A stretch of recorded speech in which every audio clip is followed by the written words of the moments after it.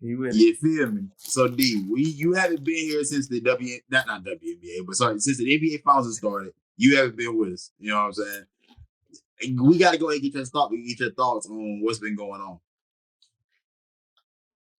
Sorry if I'm eating these chips. Doritos are not sponsor us. Sorry, I'm hungry. Um, it's tough, man, because it's hard. Luka's doing all he can. Luka has been playing really well. I think Kyrie really hasn't really been showing up lately, and a lot of that is going on him. But I think this also comes down to depth as well. Knowing they was getting Porzingis back, they knew the type of impact that he was going to have. He kind of got hurt. He's day to day right now. I don't know if he's playing, tonight as we record this podcast. But it also just comes from help. You know what I'm saying? We haven't seen PJ Washington, do much lively. He hasn't really been doing much. He was foul trouble game one, game two. He was playing pretty loose because he was foul trouble last game. Man, it was they got to get a win at home. But Dallas got to get a win at home. They don't get a win at home, I think it's trouble for them. Trouble City. They got to get at least one. And I feel like tonight has to be that game. Man, it's up. Man, is Boston the stronger team? Yes. But can Dallas still win at home? Also, yes. But they had to come out strong. So I think Kyrie has to step up. I think Luka is going to have to play more depth, and that depth has to show up as well. But I mean, overall, it ain't looking good for them boys, man. Down in the D, it ain't looking good. Hey, so I know we've talked about it, especially since the last time we've recorded. Another game had been played. I mean, are you changing your thoughts on what some of your picks were to start the series? Yeah, man. Really, just to piggyback off D, bro. It's just Kyrie really got to step up for Luka. Like Luka out there playing. I think that man, I think Luka injured as well, or he playing through something, if I'm not mistaken. Yeah. So yeah, he gonna have to. Kyrie gonna have to step up for his boy. Like it's not looking too good for him. PJ Washington, I think he back to the Hornets. PJ Washington, take the honeymoon. Make the honeymoon about over with now, man. It ain't looking too good, dog. It just ain't looking too good. Look, I hate to say that I kind of knew this was about to happen, but when you have a lineup of guys that can go one-on-one on the perimeter, like Jrue Holiday, like Derek White, like Tatum and Brown, there isn't much room or isn't much room for error for guys like Kyrie. Luke has still been able to do what he's been able to do, and I mean that's to be expected. Luke is probably we're talking about best scorers in the game. I think Luka is top two, and he's probably not two when we have that discussion. So him doing what he's done is to no surprise. But Kyrie has not been nearly the supplementary piece that we thought he would be coming into this finals. But to be fair, I mean it's tough matchups all the way across the board. You're talking about Jrue Holiday, who I respect as the best perimeter defender at the guard position. As a true guard, I think Jrue Holiday is straight up your best one-on-one defender that you got in the league. Jaylen Brown being one of the best two-way guys you got in the league as well. And these are guys with size too, a level of size that Kyrie isn't necessarily the greatest at handling. I mean, he's handled it in the past, but it's just been in this particular series is just not the shots just aren't falling. Now I do have them on my parlay, so I do need these shots to fall at some point. You know what I'm saying? Because there is money to be made. But as of right now, I think I think we're seeing how this series is gonna go. I had it going 5 games, and at max it could go 6. If you don't take these 2 games at home, you have to take both of these games at home in order to have a chance of getting this thing to extend all the way out to a 7-game series. I don't see you going to Boston and necessarily getting that done. At least not how they're playing currently. Yeah, Boston, man, that's a Bean City. That fan base, they itching. They itching for a finals, bro. What it's been since 2008? 2008 since last time the Celtics won the finals. Oh, I think they beat your Lakers. Yeah, 08. But yeah. It's okay though. It's all right. It's all right. But I said it, so if we're gonna go with fan bases, Dallas, man, that fan base out there, where they be cooking too. So I mean, momentum is definitely gonna be on their side in this game. So I feel like it's gonna be if they can split it. Obviously it's gonna go back to Dallas. I mean Boston in Game 7, but if they can split it, man, the fan base is gonna be the X factor for both teams. A part of me is like thinking Kyrie been in this situation before down, but And then another part of me is looking at this like, damn, when Kyrie did this, Andre Iguodala was getting minutes on the floor. You feel me? It's I think been a while. I think Obama was coming out his second term. I think Trump was getting in office, was fresh in office when that happened. You feel me? So I'm thinking, man, can Kyrie pull another one late in his career like this? Like, can do y'all see Dallas making a comeback? Absolutely not. I'm gonna be honest. Luka doesn't dictate the entirety of the game like how LeBron used to. So when Kyrie's doing this, there's also LeBron alongside him, but which we know LeBron can still be one of the better defensive players in the league when he's locked in, and we understand what he is offensively as well. Luka's strictly one side of the ball. He doesn't affect defense, at least not in a positive way. So how would you even get yourself back in some of these games? Well, it's by playing both ends of the floor. It's can you get a steal and get out on the fast break and get some easy buckets. If you can't contribute in that way, and you're heavily relying upon your offensive skill set when you're coming down on the other end of the floor, then you've limited yourself, because exactly what Boston is doing is the total opposite of what Dallas can't do. Dallas can't turn great defense into offense because they don't play great defense in general.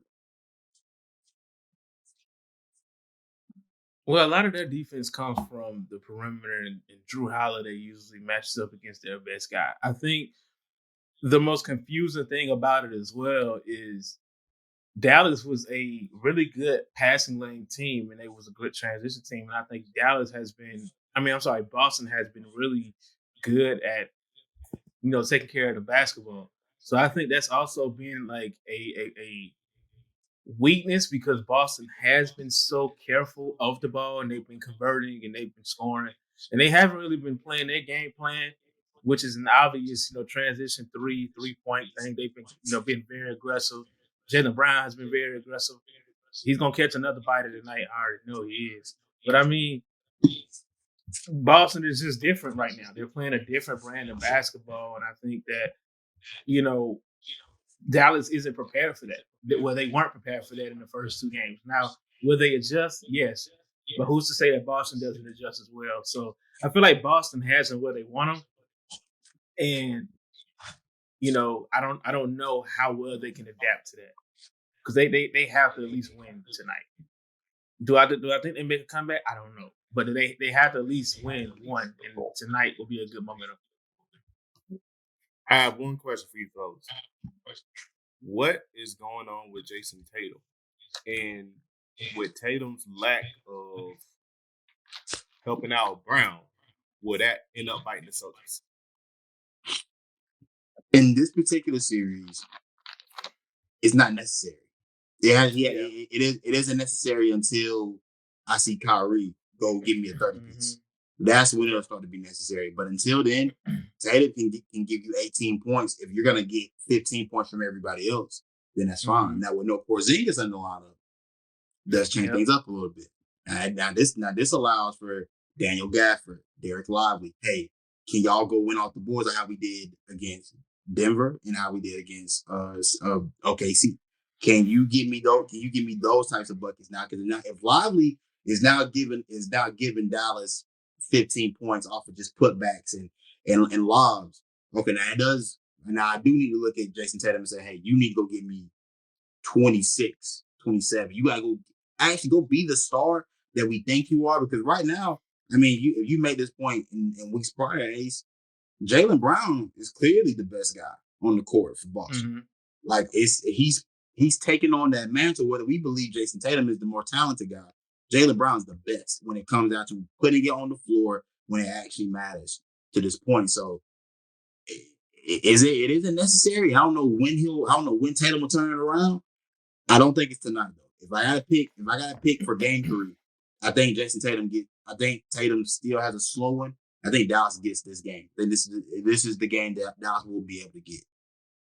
Well, I think Boston is taking advantage of that, because they know that Tatum is going to draw attention to, the defense, and he's willing to, emulate other attributes in his game. I think he had 11 assists in game 1. I'm assuming he had like a triple-double, I think, in game 1. He had over 10 assists. So I mean, if he's able to draw that much attention and initiate the offense that way, and Porzingis is hot, and Jaylen Brown is hot, and let's not forget about Derek White, then I think and Al Horford is doing this thing too. I think it's something they can just kind of lean towards. Now, who's to say that you know Jason Tatum doesn't come out and score 30, and then they pretty much thought they just didn't adjust to that because they didn't really see that. Now, obviously, they're going to come in and they're going to use the same game plan because they don't want a fear of Jaylen Brown and Jason Tatum going off for 30. They don't want that. So I'm assuming it's going to be the same thing, the same rotation for them. And it's all about knocking down shots for Boston. It's all about, like you said, Jaylen Brown has to put the ball on the floor when it matters. Porzingis has to be consistent if he plays today. If he does not play today, then Dallas has to take advantage of that, like you said, with Gafford and Lively. Those guys got to go in and be more dominant down low. But if he does, that's going to be a long night for them. But with that being said, because by the time we end up putting this out, we'll be done with Game 3. What do we think happens in Game 3 and 4 of this series? oof. I think they split it. I think Boston takes Game 3 and Dallas just surprisingly takes Game 4 and it goes back to Boston. Ace, what you feeling? Part of me feeling the same. I think, for some reason, part of me think Dallas may win tonight just because of the fact that Porzingis is. I don't know what they got going on with Porzingis. And I think that's gonna be the factor. I feel like Tatum gonna have a slow night tonight in Dallas, and I just think Kyrie bounce back. I'm gonna need Kyrie to bounce back, actually. Prospect wise, and then also need a big hit for Derek White too as well. So I think he's gonna go back. So I think we're in Dallas for 2 nights straight, right? Two games straight. 2 games straight. Yep. Yeah. So 2-2.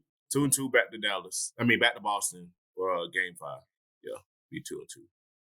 So I'll take Boston. No, sorry, I'll take Dallas to win Game 3. Give me Boston in Game 4, and Boston ends up finishing at home in 5. Mm-hmm. I'm gonna take Boston in